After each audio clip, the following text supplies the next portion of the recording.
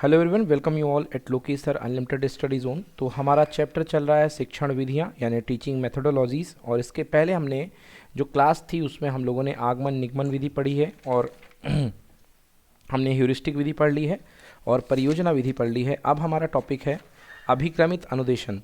तो अभिक्रमित अनुदेशन में जहाँ तक हमने पढ़ लिया था, आपको याद होना चाहिए कि हमने आपको बताया था कि अभिक्रमित अनुदेशन के सिद्धांत, तो अभिक्रमित अनुदेशन के सिद्धांतों में लघुपद का सिद्धांत दिया था बीएफ स्किनर ने, प्रोफेसर बीएफ स्किनर ने लघुपद का सिद्धांत दिया था। देन उसके बाद हम लोगों ने देखा दूसरा जो सिद्धांत था लघुपद के सिद्धांत के बाद सक्रिय अनुक्रिया का सिद्धांत, दूसरा था तुरंत जांच या पृष्ठपोषण का सिद्धांत। तीसरा सिद्धांत था सक्रिय अनुक्रिया का सिद्धांत, ठीक है। देन स्वगति का सिद्धांत, फोर्थ पॉइंट पर स्वगति का सिद्धांत, और फिफ्थ पॉइंट पर विद्यार्थी जांच का सिद्धांत।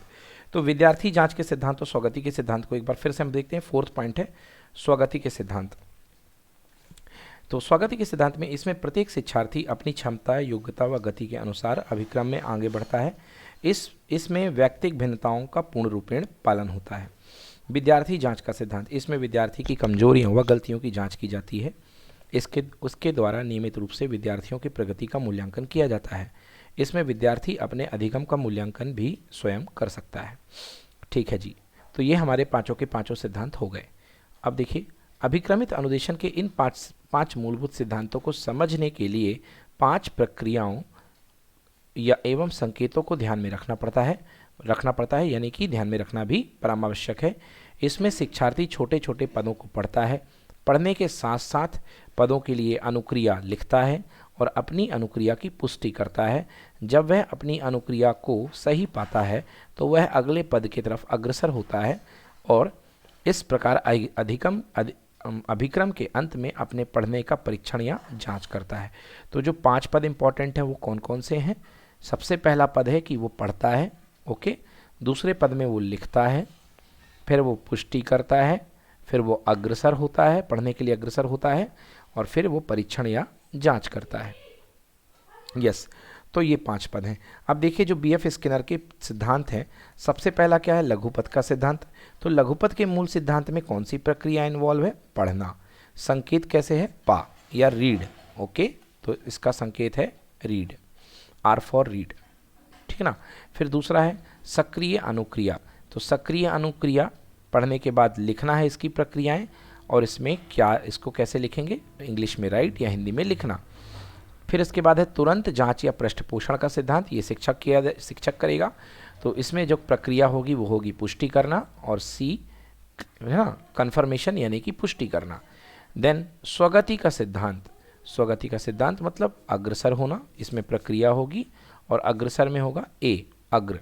देन उसके बाद विद्यार्थी जांच, तो इसमें आएगा प्रक्रियाएं जांच करना, टैली करना और जांच। तो ये इसके 5 पद हैं, मूल सिद्धांत जो हैं बीएफ स्किनर के, उसके आधार पर ये प्रक्रियाएं हैं और ये इनके संकेत हैं। चलिए, अब अभिक्रमित अनुदेशन के बाद हम पढ़ते हैं अभिक्रम के प्रकार। अभिक्रम के प्रकार कि अभिक्रम जो होता है वो कितने टाइप का होता है। देखिए, अभिक्रम के प्रकार। अभिक्रमित अनुदेशन का प्रचार प्रसार सभी विकसित देशों में बड़ी द्रुत गति से हो रहा है, मतलब बहुत ही तेजी से हो रहा है। अभिक्रमित अनुदेशन का प्रचार प्रसार सभी विकसित देशों में बड़ी ही द्रुत गति से हो रहा है। प्राध्यापकों, शोधकर्ताओं व अनेक व्यापारिक संस्थाओं ने अनेक प्रकार से अभिक्रमों की रचना की है। इसमें मुख्य अभिक्रम शैलियों का वर्णन यहाँ किया जा रहा है। तो इसमें अभिक्रम शैली का वर्णन हम कर सकते हैं। अभिक्रम के प्रकार, तो देखिए, सबसे पहला है रेखीय अथवा बाह्य अभिक्रम। रेखीय या बाह्य अभिक्रम, इसका प्रतिपादन करने वाले हार्वर्ड विश्वविद्यालय अमेरिका के प्रोफेसर बीएफ स्किनर हैं। स्किनर ने सन 1954 में अधिगम के क्रिया प्रसूत अनुबंधन सिद्धांत का विकास किया था, ठीक है ना। क्रिया प्रसूत अनुबंधन सिद्धांत का विकास किसने किया था भाई? स्किनर ने। तो ये एक इम्पॉर्टेंट क्वेश्चन है कि क्रिया प्रसूत अनुबंधन का सिद्धांत का किसने विकास किया? तो ये अपने हैं बीएफ स्किनर। आप लिख लीजिए कॉपी में, क्रिया प्रसूत अनुबंधन, तो ये स्किनर, हार्वर्ड यूनिवर्सिटी, अमेरिका। इसमें अधिगम के तारतम्य और अनुक्रिया सभी के लिए एक समान होती है। इसमें अधिगम के तारतम्य और अनुक्रिया सभी के लिए एक समान होती है। चलिए देखते हैं इसको।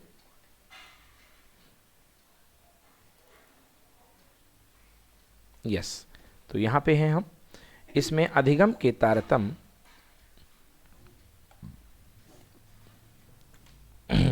इसमें मैं कह रहा था कि इसमें अधिगम के तारतम्य और अनुक्रिया सभी के लिए एक समान होती है। प्रतिभाशाली छात्रों को किसी प्रकार की छूट नहीं दी जाती है। प्रत्येक विद्यार्थी को समान मार्ग से गुजरना होता है, चाहे वह सामान्य बुद्धि, मंद बुद्धि व तीव्र बुद्धि का क्यों ना हो। सभी को समान रूप से पदक्रम के अनुसार आगे बढ़ना होता है। विद्यार्थियों को अनुक्रिया की रचना करनी होती है। अनुक्रियाओं की रचना करते समय विद्यार्थी बाह्य व आंतरिक दोनों व्यवहार कर सकते हैं। रेखीय अभिक्रम में बाह्य अनुक्रियाओं का बाहुल्य होता है, इसलिए इसे बाह्य अभिक्रम कहते हैं। फिर से पढ़ेंगे। रेखीय अभिक्रम में बाह्य अनुक्रियाओं का बाहुल्य होता है, अतः इसे बाह्य अभिक्रम भी कहते हैं। रेखीय अभिक्रम में शिक्षार्थी के सामने विषय वस्तु का एक छोटा सा अंश एक फ्रेम या पद के रूप में प्रस्तुत किया जाता है। रेखीय अभिक्रम में शिक्षार्थी के सामने विषय वस्तु का एक छोटा सा अंश एक फ्रेम या पद के रूप में प्रस्तुत किया जाता है। उसके बाद शिक्षार्थी को उस अंश से संबंधित प्रश्न का उत्तर देने को कहा जाता है। शिक्षार्थी का उत्तर आने के बाद उसे एक सही उत्तर दिखा दिया जाता है, उसे पुनर्बलन मिलता है। इस प्रकार एक पद के प्रश्न के बाद प्रश्नोत्तर के बाद पुनर्बलन और पुनर्बलन के बाद पुनः दूसरा पद, इस तरीके से शिक्षार्थी पूर्व व्यवहार से अंत व्यवहार की तरफ पहुंच जाता है। इसमें उद्दीपन अनुक्रिया की एक श्रृंखला रेखा सी बन जाती है। इसमें उद्दीपन अनुक्रिया, उद्दीपन मतलब स्टिमुलस, और उसके बाद अनुक्रिया की एक श्रृंखला बन जाती है। पद 1 के बाद पद 2, पद 2 के बाद पद 3 और पद 3 के बाद पद 4। इस प्रकार रेखीय अभिक्रम में निम्नलिखित बातों पर विशेष ध्यान दिया जाता है। पहला क्या रेखीय अनुक्रम में, देखिए, विषय वस्तु का एक छोटा सा अंश एक बार में प्रस्तुत किया जाएगा। शिक्षार्थी एक समय में एक ही अनुक्रिया करता है, उसकी अनुक्रिया या उत्तर स्वयं निर्मित होता है। तीसरा पद है, शिक्षार्थी अपनी अनुक्रिया या उत्तर का मिलान सही उत्तर से करता है। और चौथा पद है, सही उत्तर आने पर उसे आगे क्या करना है, इस संबंध में शिक्षार्थी को निर्देश दिया जाता है। चलिए, सारांश रूप में हम कह सकते हैं कि रेखीय अभिक्रम में विषय वस्तु को श्रृंखला के रूप में प्रस्तुत करते हैं कि त्रुटि दर कम से कम हो। इसमें अभिक्रमित अनुदेशन के सभी सिद्धांतों का पालन हो जाता है। सभी तरह के शिक्षार्थी एक श्रृंखला एक मार्ग से गुजरते हैं, इसीलिए इसे सरल रेखीय अभिक्रम कहते हैं। रेखीय अभिक्रम में बाह्य अनुक्रिया करना व प्रत्येक अनुक्रिया को पुनर्बलन मिलना अच्छे सीखने के लिए आवश्यक समझा जाता है, इसलिए इसे बाह्य अभिक्रम भी कहते हैं। यह माना गया है कि शिक्षार्थी को प्रभावी अधिगम हो, अतः बाह्य अनुक्रियाओं की भरमार होती है, अतः उन्हें पुनर्बलित करना भी जरूरी होता है। ठीक ना, इसलिए उन्हें पुनर्बलित करना भी जरूरी होता है। अतः यह अभिक्रम में अभिक्रामक या प्रोग्राम निर्माता का पूरा नियंत्रण होता है। अतः इस अभिक्रम में अभिक्रामक या प्रोग्राम निर्माता का पूरी तरह नियंत्रण होता है। चलिए नेक्स्ट पढ़ते हैं। पहला हमने क्या पढ़ा, रेखीय अभिक्रम, या इसे ही बोलते थे बाह्य अभिक्रम, है ना। रेखीय अभिक्रम या इसे ही बोला हम लोगों ने बाह्य अभिक्रम, ठीक ना। रेखीय अभिक्रम या इसे हमने बोला बाह्य अभिक्रम। अब दूसरा देखते हैं। चलिए जी, कंटिन्यू करेंगे। देखिए, अब दूसरा अभिक्रम हमारे पास आने वाला है, शाखीय या आंतरिक अभिक्रम। पहला हमने पढ़ा था रेखीय या बाह्य अभिक्रम, और दूसरा पढ़ते हैं शाखीय या आंतरिक अभिक्रम। रेखीय अभिक्रम की न्यूनताओं को मद्देनजर रख करके अमेरिका के विद्वान नॉर्मन ए क्राउडर, तो याद रखिएगा शाखीय या आंतरिक अभिक्रम का जो प्रतिपादन किया है वो किसने किया है, क्राउडर ने। सन 1955 में शाखीय अभिक्रम का विकास किया। इसका आधार परंपरागत ट्यूटोरियल अनुवर्ग विधि है। परंपरागत ट्यूटोरियल यानी कि अनुवर्ग विधि। अभी जानेंगे ये कि परंपरागत ट्यूटोरियल या अनुवर्ग विधि क्या होती है। ट्यूटोरियल विधि की भांति ही शाखीय अभिक्रम में भी शिक्षार्थी की कमजोरियों, कठिनाइयों और त्रुटियों को ध्यान में रखते हुए विभिन्न पद फ्रेम किए जाते हैं, और उन पदों में विषय वस्तु का कुछ अंश कुछ अधिक होता है। अंश कुछ अधिक होता है। एक पद पढ़ लेने के बाद शिक्षार्थी को बहुविकल्पी प्रश्न पूछे जाते हैं।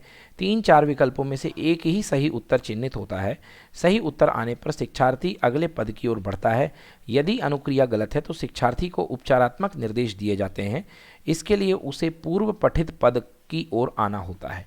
इसमें प्रतिभाशाली शिक्षार्थियों को मूल परीक्षा पद से तुरंत ही सामान्य पदों को छोड़ते हुए अगले पद में पहुंचने की सुविधा दी जाती है, जबकि रेखीय वाले में ऐसा नहीं था, उनको भी पढ़ना पड़ता था। इस प्रकार शाखीय अभिक्रिया संचार प्रक्रिया पर आधारित होती है। इस प्रकार शाखीय अभिक्रिया संचार प्रक्रिया पर आधारित होती है। चूंकि शाखीय अभिक्रम में अनुक्रियाएं शिक्षार्थी द्वारा नियंत्रित होती हैं, शिक्षार्थी अपनी सूझबूझ से अनुक्रिया या उत्तर चुनने में स्वतंत्र होता है, अतः इसे आंतरिक अभिक्रम भी कहते हैं। सही अनुक्रिया करने के लिए अनुबोधक व संकेतों का सहायता नहीं लिया जाता है, अपितु बहुविकल्पी प्रश्नों में से सही विकल्प या उत्तर को ढूंढना होता है। इसलिए इसे बहुरूपीय अभिक्रम या बाह्य अभिक्रम भी कहा जा सकता है। शाखीय अभिक्रम में अर्थ अनुबोधकों का ही प्रयोग होता है, रूप अनुबोधकों का नहीं। इस अभिक्रम के प्रतिपादक श्री N.A. क्राउडर उस समय वायुसेना के प्रशिक्षण विभाग में मनोवैज्ञानिक पद पर सेवारत थे। लड़ाकू विमानों में खराबी में सुधार हेतु करने के लिए कारीगरों को प्रशिक्षित करना उनके सामने उद्देश्य था। अतः कारीगरों को प्रशिक्षणार्थ इस शिक्षण नीति का विकास हुआ। अतः कारीगरों के प्रशिक्षणार्थ मतलब कारीगरों को प्रशिक्षित करने के लिए इस शिक्षण नीति का विकास हुआ। इसका मूल स्रोत मानव प्रशिक्षण माना जा सकता है। इस परिस्थिति में क्राउडर ने अनुभव किया कि योग्य प्रशिक्षक की अपेक्षा प्रशिक्षणार्थी मुख्य उपकरण की सहायता से अच्छा सीख लेता है। तो क्या अनुभव किया कि योग्य प्रशिक्षक की अपेक्षा प्रशिक्षणार्थी मुख्य उपकरण की सहायता से अच्छा सीख लेता है। प्रशिक्षणार्थी को उपकरण के पूरे भाग का प्रशिक्षण करने पर ही उस उपकरण की कमियों का पता आसानी से लगाया जा सकता है। इस प्रकार इस निदान के आधार पर उसमें सुधार लाया जा सकता है। तो ये यहाँ पे इस चीज़ से इनको ये सीखने की मदद मिलती है कि प्रशिक्षणार्थी जो हैं वो चीज़ों को देख करके डायरेक्टली सीख पा रहे हैं। चलिए जी,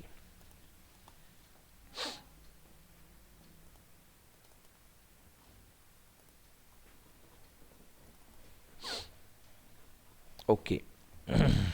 अब देखिए अगला टॉपिक है हमारे पास शाखीय अभिक्रम की जो मुख्य बातें जो हमें ध्यान रखनी है उन पर हम डिस्कस करेंगे। यहाँ पर शाखीय अभिक्रम की मुख्य ध्यान में रखने योग्य बातें इस प्रकार हैं। पहला, विषय वस्तु के अंश को एक पद में ही प्रस्तुत करना। विषय वस्तु का जो अंश होता है एक पद में प्रस्तुत करना। विषय वस्तु पर आधारित बहुविकल्पी प्रश्न देना। दिए हुए बहुविकल्पी प्रश्नों में से शिक्षार्थी के एक उत्तर का चयन करना, कि जो बहुविकल्पी प्रश्न है उसमें से शिक्षार्थी एक उत्तर का चयन करेगा। चुने गए उत्तर पर दिए गए निर्देश का पालन करना, यदि गलत है तो। सही अनुक्रिया या उत्तर चुन लेने पर मुख्य रेखा पर आगे की ओर यानी नए पद या फ्रेम की ओर चले जाना और गलत अनुक्रिया या उत्तर होने की स्थिति में अन्य आवश्यकताओं की ओर बढ़ना और अपनी गलती को समझते हुए सही अनुक्रिया प्रदान करना। ठीक है, चलिए नेक्स्ट देखिए। इसमें दो प्रकार के पृष्ठ होते हैं, एक गृह पृष्ठ और एक त्रुटि पृष्ठ। यदि किसी प्रश्न के उत्तर गलत यदि शिक्षार्थी गलत प्रश्न के गलत उत्तर का चयन करता है तो यह सूचना उस विकल्प के साथ लिखी होती है कि इस पृष्ठ पर उस उत्तर के गलत होने के कारण को स्पष्ट किया गया है। इसे त्रुटि पृष्ठ कहते हैं तथा अंत में वह उस पर लिखा होता है कि पुनः गृह पृष्ठ पर जाए। यह वह पृष्ठ होता है जिस पर पद लिखा होता है। तो इसमें दो पृष्ठ होते हैं, एक गृह पृष्ठ और एक त्रुटि पृष्ठ।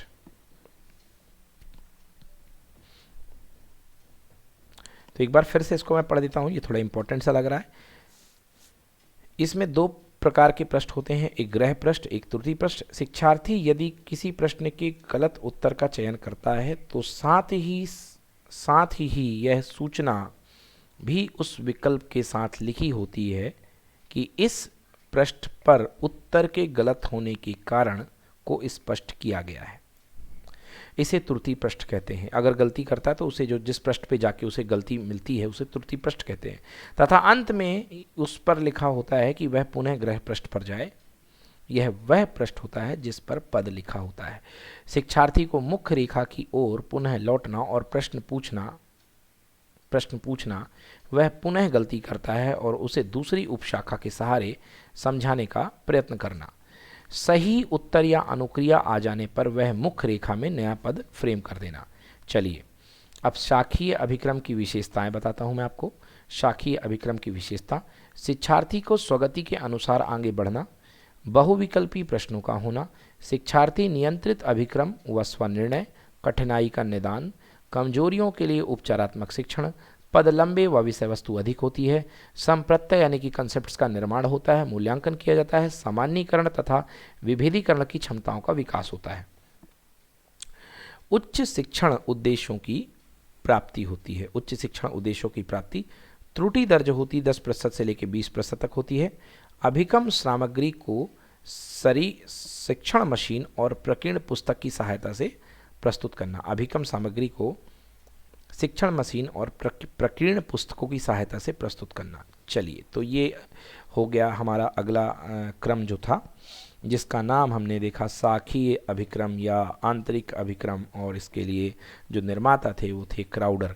अब अगला पढ़ते हैं अवरोही। एक होता है आरोही यानी कि चढ़ना, और एक होता है अवरोही यानी कि उतरना। तो इसमें अवरोही में अवरोही अभिक्रम मतलब निश्चित रूप से कोई ना कोई उतार होने वाला है।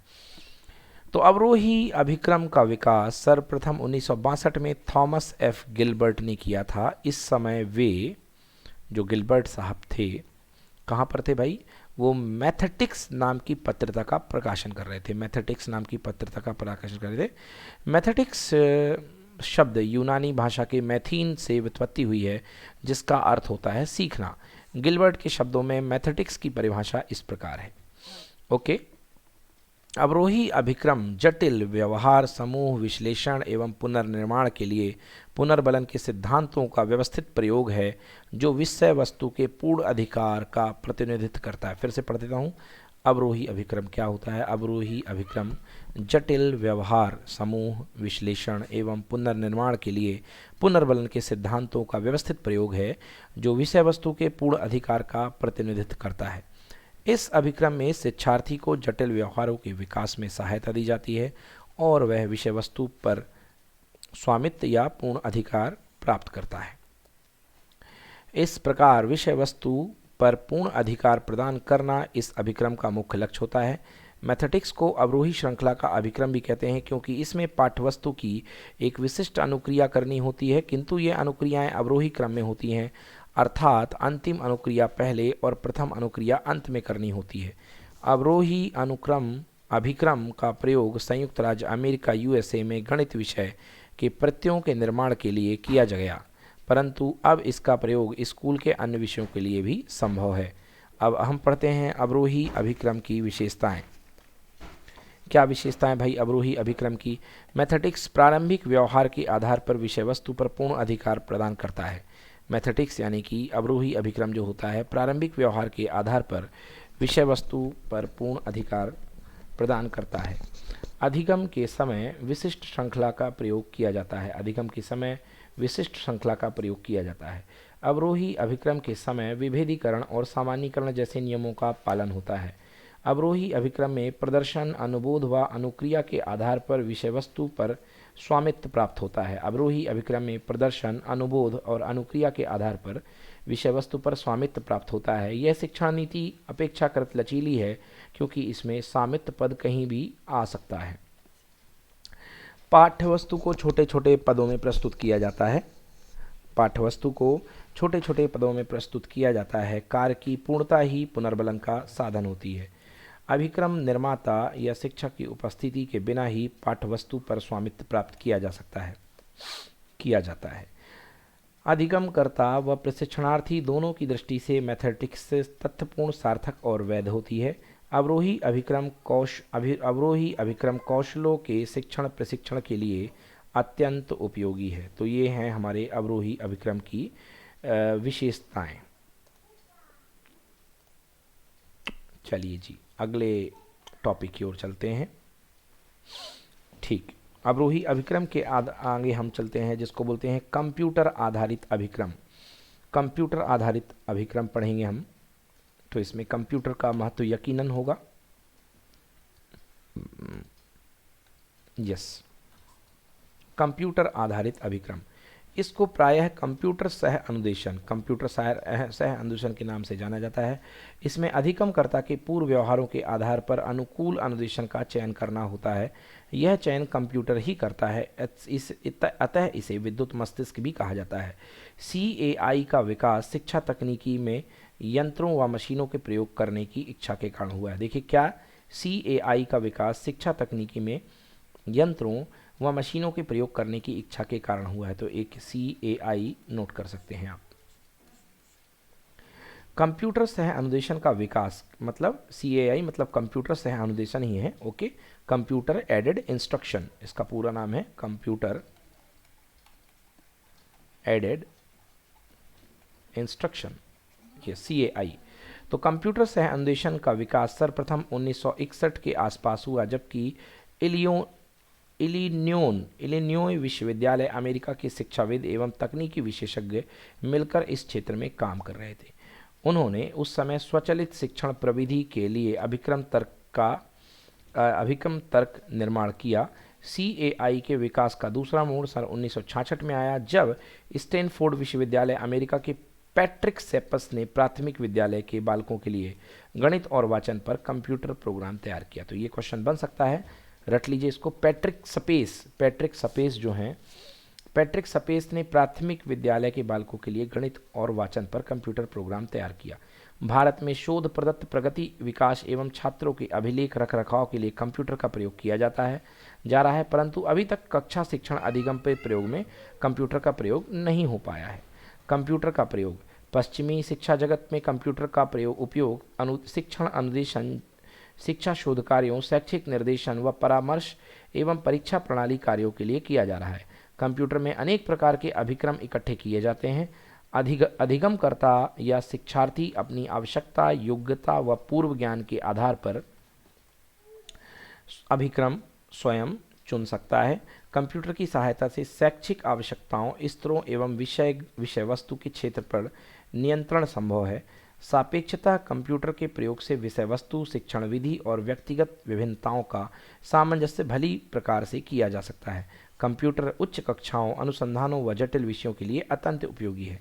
कंप्यूटर सह अनुदेशन क्रियाविधि के प्रमुख प्रवर्तक लॉरेंस एम स्टालुरो है। यस, ये बहुत इंपॉर्टेंट है।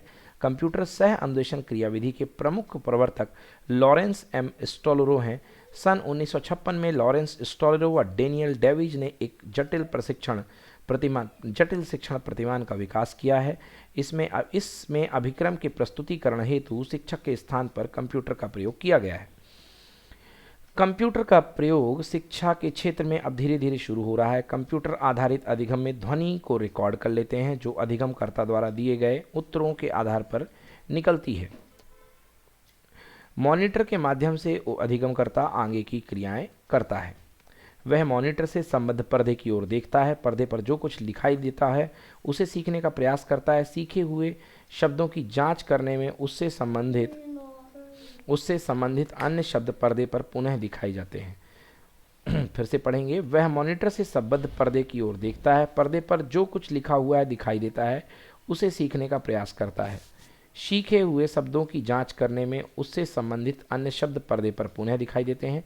अधिगमकर्ता पुनः दिखाए गए शब्दों में से ही उत्तर को पहचानने का प्रयास करता है और उस शब्द या उत्तर को संकेतक के द्वारा स्पर्श करते ही जैसा उत्तर सही या गलत होता है, वैसी ध्वनि उसमें से निकलती है, जो पहले से ही उसमें रिकॉर्ड की गई होती है। उत्तर गलत होने पर पुनः प्रयास किया जाता है। चलिए, तो ये था हमारा कंप्यूटर के प्रयोग और कंप्यूटर आधारित अधिक्रम। ठीक है, चलिए अब नेक्स्ट टॉपिक है हमारा पाठ्यक्रम का अर्थ व सिद्धांत। तो अब हम पढ़ने जा रहे हैं करिकुलम। ओके, हम पढ़ने जा रहे हैं करिकुलम यानी मीनिंग ऑफ करिकुलम और करिकुलम का सिद्धांत। तो इससे भी बहुत सारे क्वेश्चन आते हैं। CBSE से रिलेटेड जो एग्जाम्स होते हैं, KVS, NVS, इसमें करिकुलम से बहुत अच्छे क्वेश्चंस आते हैं। आइए देखते हैं करिकुलम का अर्थ व सिद्धांत क्या है। शिक्षण कार्य उद्देश्य रहित नहीं हो सकता है, क्योंकि शिक्षण का ध्येय ही पूर्व निर्धारित लक्ष्यों या उद्देश्यों की प्राप्ति हेतु निश्चित विषय वस्तु या उसकी सुव्यवस्थित व्यवस्था है, जिसे पाठ्यक्रम में व्यवस्थित किया जाता है। अतः स्पष्ट है कि पाठ्यक्रम शैक्षिक उद्देश्यों की प्राप्ति का साधन या एक मार्ग होता है। पाठ्यक्रम का शब्द अंग्रेजी शब्द करिकुलम लैटिन भाषा में CURRERE करी से बना हुआ है, जिसका अर्थ होता है दौड़ का मैदान। हॉर्न ने शिक्षण प्रक्रिया के 4 प्रमुख अंगों में विद्यार्थी, पाठ्यक्रम, वातावरण तथा शिक्षण का उद्देश्य उल्लेख किया। हॉर्न जो थे, तो हॉर्न के जो 4 प्रमुख अंग थे कौन कौन से थे? वो विद्यार्थी था, पाठ्यक्रम था, वातावरण था और शिक्षण का उल्लेख किया था। शिक्षक नहीं था, शिक्षण था।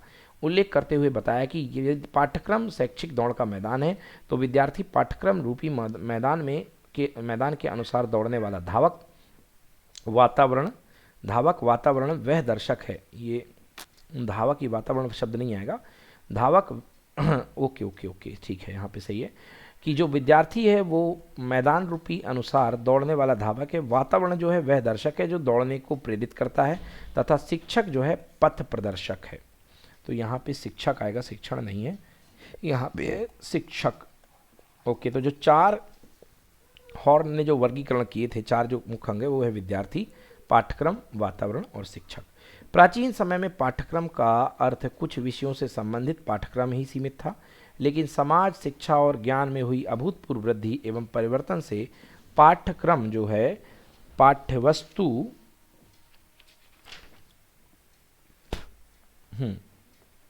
परंतु जो तरक्की हुई है, पाठ्यक्रम पाठ्यवस्तु तक ही सीमित न रह करके शिक्षा के उद्देश्यों, विद्यार्थी की रुचियों, प्रवृत्तियों और सामाजिक आकांक्षाओं को भी अपने अंदर सम्मिलित किए हुए। एक बार फिर से इस लाइन को पढ़ देता हूँ कि प्राचीन समय में पाठ्यक्रम का अर्थ कुछ विषयों से ही संबंधित पाठ्यक्रम तक सीमित था, ठीक है ना, सीमित था, लेकिन समाज, शिक्षा तथा ज्ञान में हुई अभूतपूर्व वृद्धि एवं परिवर्तन से पाठ्यक्रम जो है पाठ्यवस्तु तक ही सीमित ना रह करके शिक्षा के उद्देश्यों, विद्यार्थी की रुचियों, प्रवृत्तियों एवं सामाजिक आकांक्षाओं को भी अपने अंदर सम्मिलित किए हुए है। यस, ये तो मैं कर चुका। ओके, यस, ये है। तो जो पाठ्यक्रम है वो केवल अपना क्या कह रहा था मैं कि केवल पाठ्यक्रम तक ही सीमित होकर के शिक्षा के उद्देश्यों, विद्यार्थियों की रुचियों, प्रवृत्तियों और सामाजिक आकांक्षाओं को भी अपने अंदर सम्मिलित किए हुए है। पाठ्यक्रम की कुछ परिभाषाओं से इसका हम अर्थ स्पष्ट करते हैं कि पाठ्यक्रम की कुछ परिभाषाएं क्या हैं। देखिए, पहली परिभाषाएं दी है क्रो एंड क्रो, ये बहुत इंपॉर्टेंट परिभाषा बीएड में आपने पढ़ी होगी। क्रो एंड क्रो के अनुसार पाठ्यक्रम में छात्र के वे सभी अनुभव सम्मिलित होते हैं जिन्हें वह विद्यालय या विद्यालय के बाहर प्राप्त करता है। इन अनुभवों को इस प्रकार एक कार्यक्रम के रूप में व्यवस्थित तथा नियोजित किया जाता है कि वह छात्रों को मानसिक, शारीरिक, सामाजिक, भावात्मक, आध्यात्मिक और नैतिक सिद्धांत को अग्रेसित कर सके। तो फिर से बता देता हूँ, पाठ्यक्रम छात्र के वे सभी अनुभव सम्मिलित, मतलब पाठ्यक्रम क्या है? अनुभवों का सम्मिलीकरण है, सारे सम्मिलित अनुभव होते हैं जिससे वह विद्यालय में प्राप्त करता है या विद्यालय के बाहर भी प्राप्त कर सकता है, ठीक है ना। और इन अनुभवों को इस कार्यक्रम के रूप में नियोजित किया जाता है, व्यवस्थित किया जाता है कि वह छात्रों के मानसिक, शारीरिक, सामाजिक, भावात्मक, आध्यात्मक तथा नैतिक सिद्धांतों को अग्रेसित कर सके। अब फ्रोबेल की परिभाषा क्या है? फ्रोबेल पाठ्यक्रम को मानव जाति के समूचे ज्ञान अनुभव का केंद्र बिंदु समझना चाहिए। फ्रोबेल के अनुसार जो पाठ्यक्रम है, पाठ्यक्रम को मानव जाति के समूचे ज्ञान एवं अनुभव का केंद्र बिंदु समझना चाहिए। अब मुनरो क्या कह रहे हैं? मुनरो का कथन है, पाठ्यक्रम में वे सभी अनुभव शामिल होते हैं जो विद्यालय द्वारा शिक्षा के उद्देश्यों की प्राप्ति के लिए प्रयोग में लाए जाते हैं। मुनरो कहते हैं कि पाठ्यक्रम में वे सभी अनुभव शामिल होते हैं जो विद्यालय द्वारा शिक्षा के उद्देश्य की प्राप्ति हेतु शामिल किए जाते हैं, ठीक है। तो मुनरो की परिभाषा थोड़ी सी इंपॉर्टेंट है, इसको एक फिर से पढ़ लेते हैं कि पाठ्यक्रम में वे सभी अनुभव शामिल होते हैं जो विद्यालय द्वारा शिक्षा के उद्देश्य की प्राप्ति के लिए प्रयोग में लाए जाते हैं।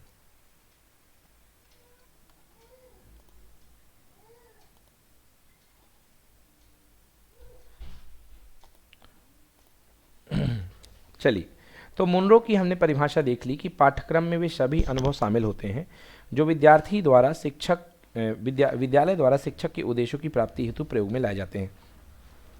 अब बात करते हैं पाठ्यक्रम और पाठ्यचर्चा में क्या फर्क है। पाठ्यक्रम, पाठ्यचर्चा। पाठ्यचर्चा विषय विवरण तथा पाठ्य विवरण पाठ्यक्रम का एक अंग होता है। मतलब जो पाठ्य चर्चा होती है या विषय विवरण जो होती है या पाठ्य विवरण पाठ्यक्रम का एक अंग होता है, ठीक ना। शिक्षक कक्ष में पाठ्य विवरण को ही आधार मान करके शिक्षण कार्य करता है। इसमें शिक्षक को यह ज्ञान रहता है कि एक निश्चित समयावधि में कितनी विषय वस्तु का शिक्षण किया जाना है तथा विद्यार्थी को क्या व कितना अधिगम कराना है। कार्टर गुड ने पाठ्य विवरणों की परिभाषा देते हुए कहा है कि विषय का क्रम जो किसी अध्ययन क्षेत्र में उपाधि ग्रहण करने के लिए आयोजित किया जाता है इसे पाठ्य विवरण या पाठ्य विवरण कहते हैं। ठीक है, पाठ्य विवरण, विषय विवरण या पाठ्य विवरण। चलिए, पाठ्यक्रम का महत्व एवं उपयोगिता। अब पाठ्यक्रम के महत्व और उपयोगिता की बात करते हैं। कनिंघम के अनुसार पाठ्यक्रम कलाकार शिक्षक के हाथों में एक ऐसा उपकरण है जिसकी सहायता से वह अपनी सामग्री विद्यार्थी को अपने आदर्श मतलब कि उद्देश्य के अनुसार अपने कालगृह विद्यालय में निर्माण करता है।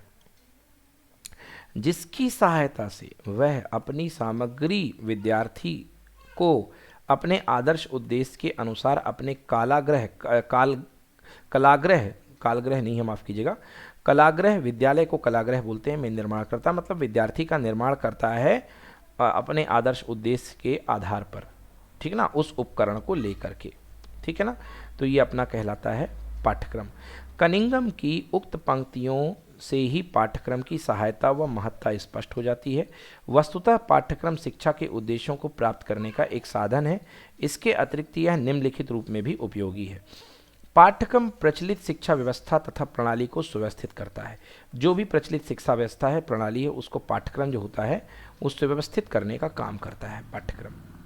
चलिए दूसरा देखिए जी, पाठ्यक्रम उद्देश्यों की प्राप्ति के लिए निर्मित तथा विकसित किया जाता है, अतः उद्देश्यों की प्राप्ति में सहायक होता है। पाठ्यक्रम की सहायता से हम प्रचलित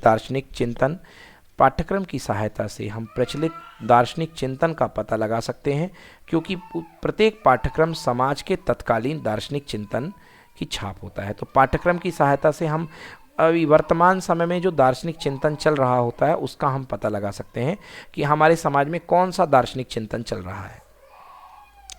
पाठ्यक्रम विभिन्न कक्षाओं की पाठ्य सामग्री के निर्माण तथा विकास में सहायक होता है। विभिन्न पाठ्य कक्षाओं की पाठ्य सामग्री के निर्माण में सहायक होता है। पाठ्यक्रम पाठ्य पुस्तकों के निर्माण में सहायक होता है। याद रखिएगा कि पाठ्यक्रम निर्धारित होने से ही पाठ्य पुस्तक बनाई जाती हैं। सुनिश्चित पाठ्यक्रम शिक्षा के स्तर को बनाए रखने में सहायक होता है। पाठ्यक्रम के आधार पर दो या अधिक शिक्षा प्रणालियों का तुलनात्मक अध्ययन करना संभव हो पाता है। पाठ्यक्रम के विश्लेषण से शिक्षा के स्तर के उत्थान व पतन का भी ज्ञान होता है। पाठ्यक्रम के विश्लेषण से पाठ्यक्रम के आधार पर निर्मित पाठ्यपुस्तकों व पाठ्य सामग्री को ध्यान में रखते हुए ही शिक्षण पद्धतियों व विधियों का चयन किया जाता है। फिर से पढ़ूंगा मैं। पाठ्यक्रम के आधार पर निर्मित पाठ्यपुस्तकों व पाठ्य सामग्री के ध्यान में रखते हुए ही शिक्षण विधियों का चयन किया जाता है कि जैसा पाठ्यक्रम होगा वैसी शिक्षण विधियों का चयन करेंगे। अतः पाठ्यक्रम शिक्षण विधियों के चयन में सहायक होता है। पाठ्यक्रम के प्रकार। पाठ्यक्रम लक्ष्य या उद्देश्यों की प्राप्ति की मार्ग होता है तथा लक्ष्य व उद्देश्यों के निर्धारण में महत्वपूर्ण समाज विषय की प्रकृति तथा व्यक्तिगतता का ध्यान रखा जाता है। समाज की परिवर्तनशीलता से लक्ष्य तथा लक्ष्यों के परिवर्तन से पाठ्यक्रम बदलते हैं। वर्तमान में हम 6 प्रकार के पाठ्यक्रम देखते हैं। फिर से सुनेंगे। पाठ्यक्रम लक्ष्य या उद्देश्यों की प्राप्ति का मार्ग होता है कि लक्ष्य उद्देश्य आप इससे प्राप्त करते हैं तथा लक्ष्य उद्देश्यों के निर्धारण में मुख्यतः समाज विषय की प्रकृति व्यक्तिगतता का ध्यान रखा जाता है। समाज की परिवर्तनशीलता से लक्ष्य और लक्ष्यों के परिवर्तन से पाठ्यक्रम बदलते हैं। वर्तमान में हम 6 प्रकार के पाठ्यक्रम देखते हैं। पहला है विषय केंद्रित, दूसरा है क्रिया केंद्रित पाठ्यक्रम या बाल केंद्रित पाठ्यक्रम, फिर अनुभव केंद्रित पाठ्यक्रम, कोर पाठ्यक्रम, कार्य आधारित पाठ्यक्रम या जीवन केंद्रित पाठ्यक्रम। तो इतने पाठ्यक्रम के प्रकार होते हैं। इनसे विषय, क्रिया, अनुभव तथा कोर पाठ्यक्रम ही मुख्य हैं। इनमें से विषय आधारित पाठ्यक्रम, अनुभव आधारित पाठ्यक्रम और कोर पाठ्यक्रम ही मुख्य हैं। अन्य 2 इन्हीं के भाग हैं। विषय, क्रिया, अनुभव और कोर। विषय आधारित, क्रिया आधारित यानी बाल केंद्रित, ये चारों जो हैं इंपॉर्टेंट है।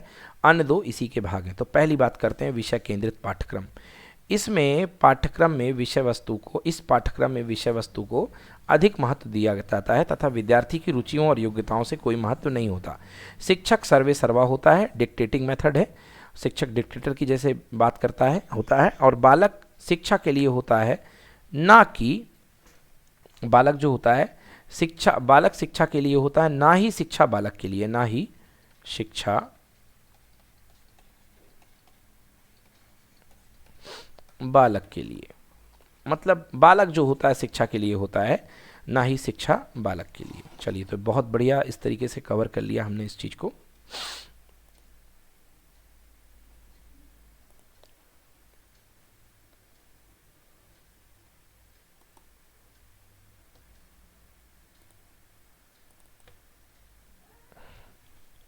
Okay, yes.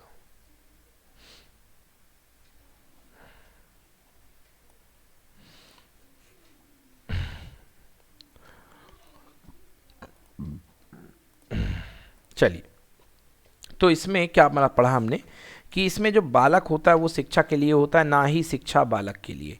ठीक ना। इसमें ज्ञानात्मक पक्ष को अधिक बल दिया जाता है। इस पाठ्यक्रम का परंपरागत पाठ्यक्रम भी कहा जाता है। ठीक है ना। विषय केंद्रित पाठ्यक्रम परिवर्तन करने में सुविधाजनक व सरल होता है। पाठ्यक्रम परिवर्तन करने में सुविधाजनक व सरल होता है। यह निर्माण, समझने व मूल्यांकन में सरल होता है।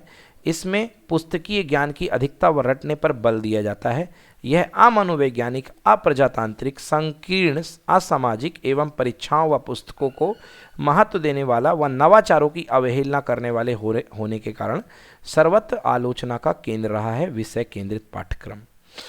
चलिए, दूसरा है क्रिया केंद्रित पाठ्यक्रम या बाल केंद्रित पाठ्यक्रम। इस पाठ्यक्रम को बालक की स्वाभाविक प्रकृति, क्रियाशीलता को आधार मानते हुए बनाया जाता है। अब इसके सपोर्टर कौन कौन है? जॉन डीवी है ना, जिन्होंने प्रगतिशील शिक्षा की बात की थी, किलपैट्रिक है ना, मॉन्टेसरी, फ्रोबेल है ना, किंडरगार्टन विधि, मॉन्टेसरी स्कूल की प्रवर्तक, किलपैट्रिक प्रोजेक्ट मेथड आदि ने सभी ने इसको अपनाया है। इसमें क्रियाओं को प्रधानता देते हुए बालक की रुचियों तथा व्यक्तित्व के अनुरूप करके सीखने पर बल दिया जाता है। यह मनोवैज्ञानिक सिद्धांतों के अनुरूप विद्यार्थियों में आत्मानुभूति, कल्पना शक्ति, सृजनात्मकता, आत्मगौरव, सहयोग, सहानुभूति, सहिष्णुता, अनुशासित जीवन और सकारात्मक दृष्टिकोण को विकसित करने वाला होता है। अनुभव केंद्रित पाठ्यक्रम। अनुभव आधारित पाठ्यक्रम वह होता है जिसमें अधिगम अनुभव की इकाइयां विद्यार्थियों के द्वारा शिक्षक के निर्देशन में स्वयं चुनी और योजनाबद्ध की जाती हैं। फिर से सुनिए, अनुभव केंद्रित पाठ्यक्रम। अनुभव आधारित पाठ्यक्रम वह होता है जिसमें अधिगम अनुभव की इकाइयां विद्यार्थियों के द्वारा शिक्षक के निर्देशन में स्वयं चुनी तथा योजनाबद्ध की जाती हैं। जॉन डीवी ने बताया कि अनुभव तथा ज्ञान क्रिया के ही परिणाम है। अतः ज्ञान व अनुभव में कोई अंतर नहीं होता है। प्रत्येक अनुभव आगे के अनुभवों को प्राप्त करने की सहायता प्रदान करता है। अतः पाठ्यक्रम अनुभव आधारित होना चाहिए।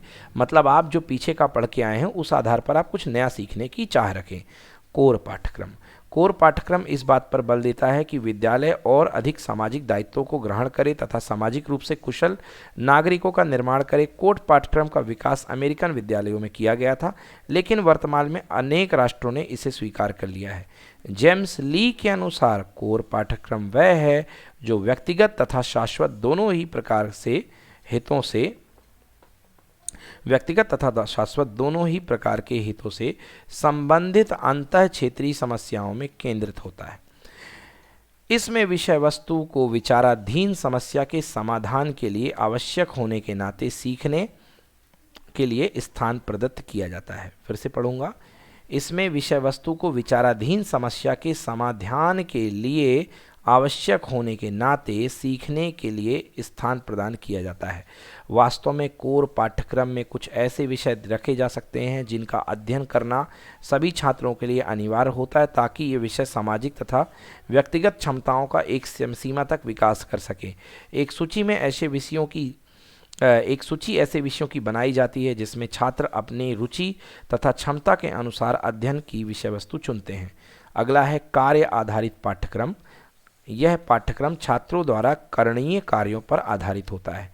जीवन केंद्रित पाठ्यक्रम, यह पाठ्यक्रम छात्रों की आवश्यकताओं पर आधारित होता है। चलिए, पाठ्यक्रम का संगठन। पाठ्यक्रम का संगठन दो विधियों द्वारा किया जाता है। ओके, पहला है प्रकरण विधि। इसमें किसी पाठ्यक्रम को एक ही वर्ष में समाप्त कर दिया जाता है, उसे अगली कक्षा में नहीं पढ़ाया जाता है। दूसरा है कुंतल या चक्राकार विधि। इसमें किसी भी पाठ्यक्रम से संबंधित विभिन्न तथ्यों को प्रत्येक कक्षा में स्तरानुसार स्पष्ट किया जाता है। कुंतल या चक्राकार विधि में इसमें किसी भी प्रकरण से संबंधित विभिन्न तथ्यों को प्रत्येक कक्षा में स्तरानुसार स्पष्ट किया जाता है। अब पाठ्यक्रम की विशेषताएं। तो पाठ्यक्रम की विशेषताएं क्या हैं? पाठ्यक्रम समाज की संस्कृति का आधार एवं प्रतिबिंब होता है तथा यह आवश्यकतानुसार समाज की संस्कृति के अंगों का हस्तांतरण नई पीढ़ी को करता है। पाठ्यक्रम निर्माण के तीन प्रमुख आधार होते हैं। ए, समाज की आवश्यकता व संस्कृति के महत्वपूर्ण तत्व। बी, छात्रों की आवश्यकता व रुचि। सी, ज्ञान की विषय प्रकृति। फिर से पढ़ता हूँ। पाठ्यक्रम निर्माण के प्रमुख तीन आधार होते हैं। छात्र की आवश्यकता व संस्कृति के महत्वपूर्ण तथ्य। दूसरा, छात्रों की मैं माफ़ कीजिएगा, छात्र की आवश्यकता बोल गया। पहला है पाठ्यक्रम का निर्माण में समाज की आवश्यकता। तो पहला है समाज की आवश्यकता व संस्कृति के महत्वपूर्ण तथ्य। दूसरा, छात्रों की आवश्यकता व रुचि। तीसरा है ज्ञान व विज्ञान की प्रकृति। सामाजिक परिवर्तन के साथ पाठ्यक्रम में विभिन्न परिवर्तन अनिवार्य होते हैं। पाठ्यक्रम पूर्व निर्धारित उद्देश्यों को प्राप्त करने के साधन होता है, जिसे अंतिम न मानते हुए अनेक बार निर्मित और पुनर्निर्मित किया जा सकता है। तो ये हमारे हुए पाठ्यक्रम की विशेषताएं, जिसमें हमने कई सारी विशेषताएं देखी कि पाठ्यक्रम जो होता है, पहली विशेषता देखी कि समाज की संस्कृति का आधार व प्रतिबिंब होता है ना, और पाठ्यक्रम जो होता है वो समाज व संस्कृति की आधार का प्रतिबिंब हुआ करता है। ठीक है, एक सेकेंड, यस।